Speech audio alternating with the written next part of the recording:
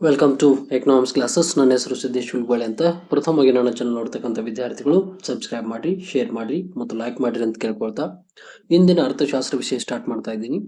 ಇಂದಿನ ಅರ್ಥಶಾಸ್ತ್ರ ವಿಷಯ ತೆಗೆದುಕೊಂಡಿರ್ತಕ್ಕಂಥದ್ದು BS6 ಯಾವ್ದ್ರಿ NEP ಬರ್ತಕ್ಕಂಥ ಯಾವುದು ಪರಿಸರ ಅರ್ಥಶಾಸ್ತ್ರದಲ್ಲಿ ಬರ್ತಕ್ಕಂಥ ಬಹುಮುಖ್ಯವಾದ 10 ಅಂಕದ ಮಹತ್ವದ ಅಂಶವಾಗೈತಿ ಅಂತ ಹೇಳ್ಬೋದು. ಅದ್ಯಾವ್ದ್ರಿ ಬರಗಾಲದ ಕಾರಣಗಳು ಮತ್ತು ಪರಿಹಾರೋಪಾಯಗಳನ್ನ ಈ ಒಂದು ಕ್ಲಾಸ್ ನಲ್ಲಿ ವಿವರಿಸ್ತಾ ಹೋಗ್ತೀನಿ. ಅದಕ್ಕಿಂತ ಪ್ರಥಮವಾಗಿ ಇಲ್ಲಿ ಬರಗಾಲ ಅಂದ್ರೆ ಏನು ತಿಳಿದುಕೊಳ್ಳೋದು ಬಹಳ ಮುಖ್ಯ. ಇಲ್ಲಿ ಬರಗಾಲ ಅಂತ ಯಾಕೆ ಕರಿತೀವಿ ಅದನ್ನ ತಿಳಿದುಕೊಳ್ಳೋದು ಬಹಳ ಮುಖ್ಯವಾಗಿರ್ತದ. ಇಲ್ಲಿ ಬರಗಾಲವು ಕೂಡ ಒಂದು ಪ್ರಕೃತಿಯ ವಿಪತ್ತಾಗಿರ್ತದ ಮತ್ತು ನಿರಂತರವಾಗಿ ಮಳೆಯ ಕೊರತೆಯಿಂದಾಗಿ ಭೂಮಿಯಲ್ಲಿ ನೀರಿನ ಅಭಾವ ಉಂಟಾಗುವುದಕ್ಕೆ ನಾವೇನ್ ಕರಿತೀವಿ, ಉಂಟಾಗುವ ಸ್ಥಿತಿಯನ್ನ ಬರಗಾಲ ಅಂತ ಕರಿತೀವಿ. ಅಂದ್ರೆ ಬರಗಾಲ ಅಂದ್ರೆ ನಿರಂತರವಾಗಿ ಮಳೆಯ ಒಂದು ಕೊರತೆಯಿಂದ ಅಂದ್ರೆ ಮಳೆ ಆಗದೆ ಇರತಕ್ಕಂತ ಪರಿಸ್ಥಿತಿಯಿಂದ ಏನಾಗ್ತದ, ಭೂಮಿಯಲ್ಲಿ ನೀರಿನ ಅಭಾವ ಹೆಚ್ಚಾಗ್ತದ. ಅದಕ್ಕೆ ಆ ಒಂದು ಸ್ಥಿತಿಗೆ ನಾವೇನಂತ ಕರಿತೀವಿ, ಇಲ್ಲಿ ಬರಗಾಲ ಅಂತ ಕರಿತೀವಿ. ಇನ್ನು ಬರಗಾಲದಲ್ಲಿ ಒಂದಿಷ್ಟು ಕಾರಣಗಳು ಕೂಡ ಬರ್ತಾವ. ಏನೇನು ಬರ್ತಾವ ಅಲ್ಲಿ ಪ್ರಮುಖವಾಗಿ ಬರ್ತಕ್ಕಂಥದ್ದೇ ಬರಗಾಲದಲ್ಲಿ ಅನಾವೃಷ್ಟಿ ಅಂತ ಕರಿತೀವಿ. ಅಂದ್ರ ಮಳೆ ಬೀಳುವಿಕೆ ವಿಪರೀತವಾಗಿ ಕಡಿಮೆಯಾಗುವಿಕೆ ಬರಗಾಲದಲ್ಲಿ ಪರಿಣಮಿಸ್ತದ. ಅನಾವೃಷ್ಟಿಯಿಂದಾಗಿ ಭೂಮಿಯಲ್ಲಿ ತೇವವು ಕಡಿಮೆ ಆಗ್ತದೆ ಮತ್ತು ನೀರಿನ ತೀವ್ರ ಕೊರತೆ ಸಂಭವಿಸ್ತದ ಅಂತ ಹೇಳ್ತಾರೆ. ಅನಾವೃಷ್ಟಿ ಅಂದ್ರೆ ಮಳೆ ಬೀಳುವಿಕೆ ಕೂಡ ವಿಪರೀತವಾಗಿ ಕಡಿಮೆ ಆಗ್ತಕ್ಕಂಥದ್ದು ಮತ್ತು ಬರಗಾಲದಲ್ಲಿ ಹೆಚ್ಚು ಪರಿಣಮಿಸ್ತದ. ಅನಾವೃಷ್ಟಿಯಿಂದಾಗಿ ಭೂಮಿಯಲ್ಲಿ ತೇವವು ಕಡಿಮೆ ಆಗ್ತದ ಮತ್ತು ನೀರಿನ ತೀವ್ರತೆ ಕೊರತೆ ಕೂಡ ಸಂಭವಿಸ್ತದ ಅಂತ ಹೇಳ್ತಾರೆ. ಇದು ಒಂದು ಪ್ರಥಮ ಕಾರಣ. ಇದಕ್ಕೆ ಬರಗಾಲಕ್ಕೆ ಇರತಕ್ಕಂಥ ಅನಾವೃಷ್ಟಿ ಒಂದನೇ ಕಾರಣ. ಇನ್ನು ಎರಡನೇದು ನೀರು ಇಳಿವಿಕೆಯ ಮಟ್ಟದ ಕುಸಿತ ಅಂತ ಹೇಳ್ತಾರೆ. ಇದು ಭೂಮಿ ಒಳಗೆ ನೀರು ಇಳಿವಿಕೆ ಮತ್ತು ಸಾಧಾರಣ ಸರಾಸರಿಗಿಂತ 75%ಕ್ಕಿಂತಲೂ ಕಡಿಮೆ ಆದರೆ ಮತ್ತು ಅಂತ ಪರಿಸ್ಥಿತಿಯು ಬಹಳ ದೀರ್ಘಾವಧಿವರೆಗೆ ಮುಂದುವರೆದರೆ ಬರಗಾಲ ಸಂಭವಿಸ್ತದ ಅಂತ ಹೇಳ್ತಾರೆ. ಅಂದ್ರೆ ನೀರಿನ ಮಟ್ಟ ಕಡಿಮೆ ಆಗ್ತಾ ಬರತಕ್ಕಂಥದ್ದು, ಭೂಮಿ ಒಳಗೆ ಇರತಕ್ಕಂಥ ನೀರಿನ ಮಟ್ಟ ಇಲ್ಲಿ ಸರಾಸರಿ 75%ಕ್ಕಿಂತಲೂ ಕಡಿಮೆ ಆಗ್ತಾ ಬಂತಂದ್ರ ಅಂತ ಪರಿಸ್ಥಿತಿ ಬಹಳ ದೀರ್ಘಾವಧಿವರೆಗೆ ಮುಂದುವರಿತಂದ್ರ ಅಲ್ಲಿ ಬರಗಾಲ ಅನ್ನೋದು ಸಂಭವಿಸ್ತದ ಅಂತ ಹೇಳ್ತಾರೆ. ಇದು ಎರಡನೇ ಪ್ರಮುಖ ಕಾರಣ. ಇನ್ನು ಮೂರನೇ ತೆಗೆದುಕೊಂಡ್ರೆ ಮೇಲ್ಮೈ ನೀರಿನ ಹರಿವಿನಲ್ಲಿ ಕುಸಿತ ಅಂತ ಹೇಳ್ತಾರೆ. ಅಂದ್ರ ಮೇಲ್ಮೈ ನೀರಿನ ಕಾಯಗಳಲ್ಲಿ ನೀರಿನ ಹರಿವು ಕೂಡ ಕಡಿಮೆ ಆದಾಗ ಇಲ್ಲಿ ತೊರೆಗಳಾಗ್ಲಿ, ನದಿಗಳಾಗ್ಲಿ ಅಥವಾ ಕೆರೆಗಳಾಗ್ಲಿ ಆ ಪ್ರದೇಶಗಳಲ್ಲಿ ಬರಗಾಲದಂತ ಪರಿಸ್ಥಿತಿ ತಲೆದೂರುತ್ತದೆ. ಇದು ಸಾಮಾನ್ಯವಾಗಿ ಜಲವಿದ್ಯುತ್ ಶಕ್ತಿ ಉತ್ಪಾದನೆಗಾಗಿ ಜಲಾಶಯಗಳಲ್ಲಿ ಮತ್ತು ಆಣೆಕಟ್ಟುಗಳಲ್ಲಿ ನೀರಿನ ಸಂಗ್ರಹ ಹೆಚ್ಚಿದ್ದಾಗ ಅಥವಾ ನೀರಾವರಿಗಾಗಿ ಅಲ್ಲಿ ಆ ಪ್ರದೇಶದಲ್ಲಿ ನೀರನ್ನು ಬಳಸಿಕೊಂಡಾಗ, ಅಧಿಕವಾಗಿ ಬಳಸಿಕೊಂಡಾಗ ಈ ಸನ್ನಿವೇಶ ಉದ್ಭವ ಆಗ್ತದ ಅಂತ ಹೇಳ್ತಾರೆ. ಅಂದ್ರೆ ವಿದ್ಯುತ್ ತಯಾರು ಮಾಡಕ ಮತ್ತು ನೀರಾವರಿಗಾಗಿ ಅಲ್ಲಿ ಹೆಚ್ಚಿನ ಪ್ರದೇಶಗಳಿಗಾಗಿ ನೀರನ್ನು ಬಳಸಿಕೊಂಡಾಗ ಈ ರೀತಿಯ ಒಂದು ಸಮಸ್ಯೆ ಉಂಟಾಗ್ತದ ಅಂತ ಹೇಳ್ತಾರೆ. ಇದು ಮೂರನೇ ಪ್ರಮುಖ ಒಂದು ಕಾರಣ. ಇನ್ನು ನಾಲ್ಕನೇದು ಬರತಕ್ಕಂಥದ್ದು ಅರಣ್ಯನಾಶ. ಅಂದ್ರೆ ಅರಣ್ಯನಾಶ ಮಾಡೋದ್ರಿಂದ ಕೂಡ ಅಲ್ಲಿ ಬರಗಾಲ ಸಂಭವಿಸ್ತಕ್ಕಂಥದ್ದು. ಯಾಕಂದ್ರೆ ಮರಗಳು ನೀರನ್ನು ಹಿಡಿದಿಟ್ಟುಕೊಳ್ಳುವ ಶಕ್ತಿಯನ್ನು ಪಡೆದಿರ್ತಾವ ಮತ್ತು ಆವಿಯಾಗುವಿಕೆಯನ್ನು ನಿಯಂತ್ರಿಸ್ತಾವ. ಆದ್ರೆ ಅರಣ್ಯನಾಶದಿಂದಾಗಿ ಮಳೆ ಬೀಳುವಿಕೆ ಕಡಿಮೆ ಆಗ್ತದೆ ಮತ್ತು ಭೂ ಸವೆತ ಕೂಡ ಹೆಚ್ಚಾಗ್ತದ ಅಂತ ಹೇಳ್ತಾರೆ.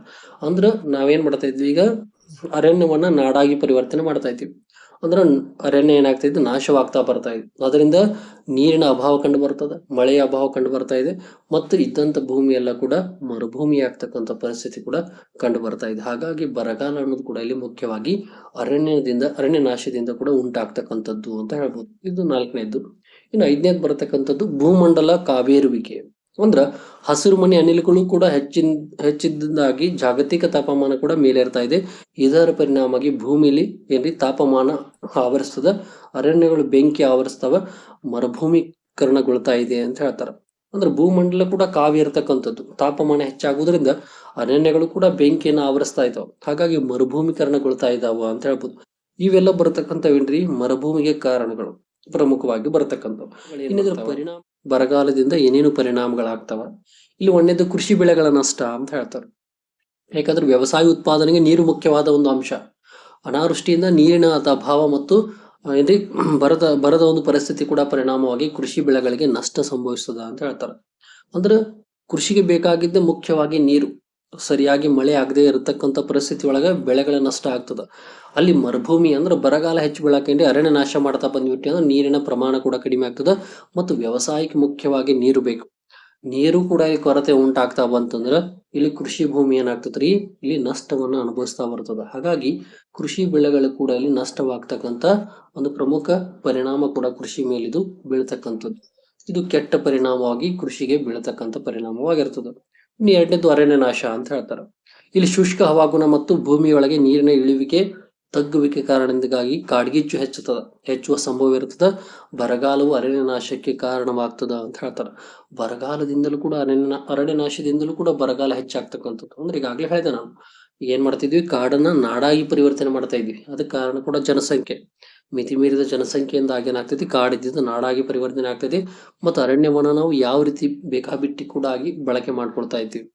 ಮಾನವ ಕೂಡ ತನ್ನ ಒಂದು ದುರಾಸೆಯಿಂದ ಏನ್ ಮಾಡ್ತಾ ಇದ್ದಾನ, ಇದ್ದಂತ ಸಂಪನ್ಮೂಲಗಳನ್ನು ಕೂಡ ಹಾಳು ಮಾಡ್ತಾ ಇದ್ದಾನ. ಅದರಿಂದ ಏನಾಗ್ತೈತ್ರಿ, ಕಾಡ್ಗಿಚ್ಚು ಸಂಭವಿಸಾಕತೈತಿ, ಬರಗಾಲ ಕೂಡ ಸಂಭವಿಸಾಕತೈತಿ. ಹಾಗಾಗಿ ಅರಣ್ಯದ ಮೇಲೆ ಕೂಡ ಇದು ಕೆಟ್ಟ ಪರಿಣಾಮವನ್ನು ಬೀರ್ತದ. ಎರಡನೇದ್ದು. ಇನ್ನು ಮೂರನೇದು ನೀರು ಮತ್ತು ಮೇವಿನ ಅಭಾವ ಅಂತ ಹೇಳ್ತಾರೆ. ಬರಗಾಲದಲ್ಲಿ ನೀರಿನ ತೀವ್ರತೆ ಕೊರತೆ ಇರುವುದಿಲ್ಲ ಕಾರಣದಿಂದಾಗಿ, ಅಂದ್ರೆ ಇರುವ ಕಾರಣದಿಂದಾಗಿ ಜಾನುವಾರುಗಳಿಗೆ ತೊಂದರೆ ಆಗ್ತದ, ಅನುಭವಿಸಬೇಕಾಗುವುದು.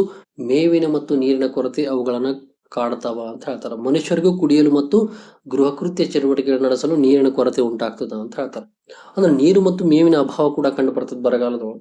ಯಾಕಂದ್ರೆ ಬರಗಾಲದಲ್ಲಿ ನೀರಿನ ತೀವ್ರ ಕೊರತೆ ಕಂಡು ಬರ್ತದ. ಇದರಿಂದಾಗಿ ಜಾನುವಾರುಗಳಿಗೆ ತೊಂದರೆ ಆಗ್ತದೆ. ಯಾಕಂದ್ರೆ ಸರಿಯಾದ ಅವುಗಳಿಗೆ ಮೇವು ಸಿಗಂಗಿಲ್ಲ. ಅಂದ್ರೆ ಜಾನುವಾರುಗಳಿಗೆ ಬೇಕಾದಂತ ಆಹಾರ ಕೂಡ ಇಲ್ಲಿ ಸಿಗದೇ ಇರತಕ್ಕಂತ ಪರಿಸ್ಥಿತಿ ಉಂಟಾಗ್ತದೆ ಬರಗಾಲದಾಗ. ಯಾಕಂದ್ರೆ ನೀರೇ ಇಲ್ಲ ಅಂದ್ರೆ ಎಲ್ಲಿ ಕೂಡ ಏನು ಮೇವು ಬೆಳೆಯಂಗಿಲ್ಲ, ಮತ್ತು ಅವಕ್ಕೆ ಸರಿಯಾದ ಆಹಾರ ಕೂಡ ಸಿಗದೇ ಇರತಕ್ಕಂತ ಪರಿಸ್ಥಿತಿ ಕೂಡ ಕಂಡು ಬರ್ತದ. ಮತ್ತು ಮಾನವನ ಹೊರತಾಗಿ ಕೂಡ ಇದೇನಿಲ್ಲ, ಮಾನವನು ಕೂಡ ಇಲ್ಲಿ ಮನುಷ್ಯನಿಗೂ ಕೂಡ ಏನಾಗ್ತದ, ಕುಡಿಯಲು ಮತ್ತು ಏನು ತನ್ನ ಗೃಹ ಕೃತ್ಯಗಳಿಗೆ ಬೇಕಾದಂತ ಚಟುವಟಿಕೆಗಳಿಗೆ ನೀರಿನ ತೊಂದರೆ ಕೂಡ ಉಂಟಾಗ್ತದ ಅಂತ ಹೇಳ್ಬೋದು. ಇದು ಕೂಡ ಪ್ರಮುಖವಾಗಿ ಇರತಕ್ಕಂತ ಒಂದು ಪರಿಣಾಮ.